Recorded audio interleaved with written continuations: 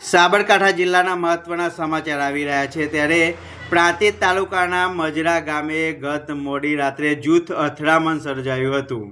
8 લોકોને ઘટનામાં ઈજાઓ પહોંચી છે। 25થી 30 લોકો પોલીસે રાઉન્ડ અપ કર્યા છે। દિવાળીને લઈ 3 દિવસ મંદિરમાં ચોકમાં ગરબાનું આયોજન કરવાનું હતું। ગરબાના આયોજક પહેલાં જ ગામમાં ભારે જૂથ અથડામણ સર્જાયું છે। 100થી વધુ વાહનો અને મકાનોના કાચ પણ તોડવામાં આવ્યા છે। ગામમાં પોલીસનો કાફલો તૈનાત કરવામાં આવ્યો છે। મોડી રાત્રે એસપી સહિતના અધિકારીઓ સ્થળ પર પહોંચ્યા હતા। પ્રાંતિજ પોલીસે રાયટનો ગુનો નોંધ્યો છે।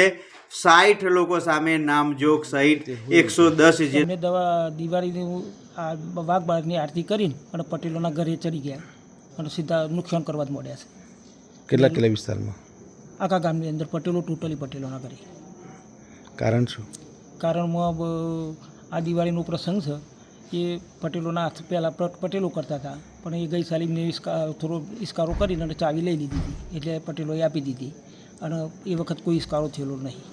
અને એ પછી આ લોકોને પૈસા તૂટ પડે છે, એટલે પટેલો પૈસા ના આલે એટલે પ્રસંગ તૂટી પડે છે। એટલે આ લોકો એના બાબતે આજે આરતી 10:30 આરતી પતાવી અને સીધા પટેલોની ટાર્ગેટ બની ઠોકવાનું ચાલુ કર્યું। શું કરતા હતા? બસ આ ગાડીઓ તોડી ગાલી, કાચ ફોડી ગાલે મકાનોના। આ કેટલી ગાડી લગાવી?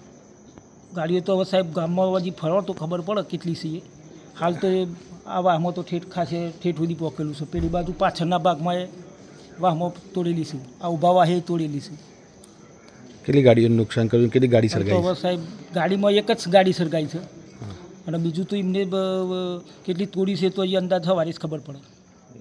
શું નામ આ ગામે આગ ચંપીના પણ બનાવો બની રહ્યા હતા। ગાડી સળગાવવામાં આવી હતી। પ્રાંતિજ પોલીસ સ્ટેશનના મજરા ગામમાં ગઈકાલ રાતના 10:30 આસપાસ 2 જૂથો વચ્ચે અથડામણનો બનાવ બનેલ છે, જેમાં પોલીસ સ્ટેશન ખાતે FIR રજીસ્ટર્ડ કરવામાં આવેલ છે।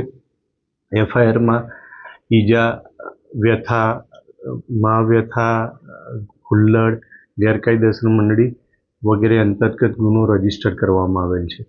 તેમાં 60 વ્યક્તિઓના નામજોગ ફરિયાદ છે તથા તેમની સાથે એટલે ટોટલ કુલ 110થી 120 વ્યક્તિઓ વિરુદ્ધ ફરિયાદ દાખલ કરવામાં આવેલ છે।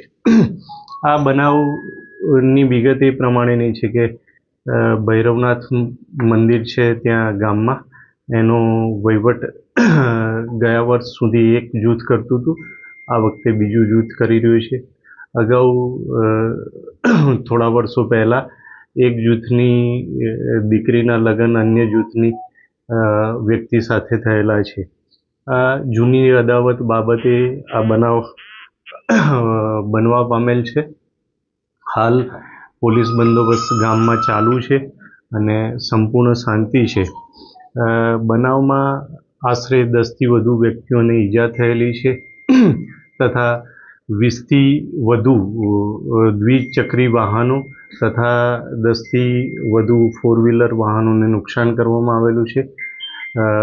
ઇકો ગાડી હતી એની આગચંપી કરવામાં આવેલી છે।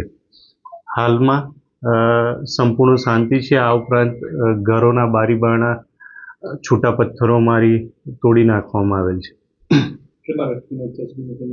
હાલ સુધી 20થી વધુ વ્યક્તિઓને રાઉન્ડ અપ કરવામાં આવેલ છે। તપાસ હાલ ચાલુ છે।